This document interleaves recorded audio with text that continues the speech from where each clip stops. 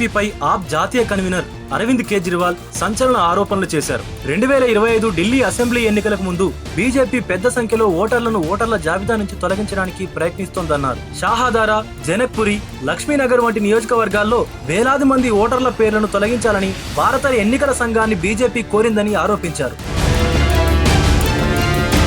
షాహాదారా ప్రాంతంలోని 11,018 మంది ఓటర్ల పేర్లను తొలగించాలని బీజేపీ దరఖాస్తు చేసిందని కేజ్రీవాల్ ఆరోపించారు. అయితే తాము 500 పేర్లపై ఆ దరఖాస్తును క్రాస్ చెక్ చేసినప్పుడు 75% మంది ఇప్పటికీ అక్కడ నివసిస్తున్నారని, వీరిలో చాలా మంది ఆప్ మద్దతుదారులు ఉన్నారని, నియోజకవర్గంలో ఇప్పటికీ వారు నివసిస్తున్నప్పటికీ వారి పేర్లను తొలగించబడుతున్నాయని కేజ్రీవాల్ ఆగ్రహం వ్యక్తం చేశారు. 2020 ఎన్నికల్లో షాహాదారా స్థానాన్ని ఆమ్ ఆద్మీ పార్టీ దాదాపు 5,000 ఓట్ల తేడాతో గెలుచుకుందని తెలిపారు.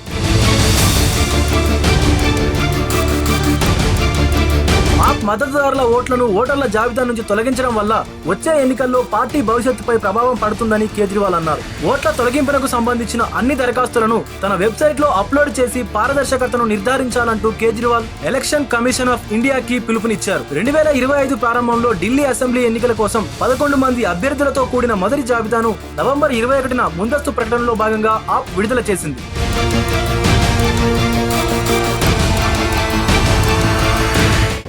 వీడియోస్ కోసం ఛానల్ ని సబ్స్క్రైబ్ చేయండి. లేటెస్ట్ అప్డేట్స్ కోసం వాట్సాప్ ఛానల్ ని ఫాలో అవ్వండి. అండ్ లింక్ డిస్క్రిప్షన్ లో ఉంది.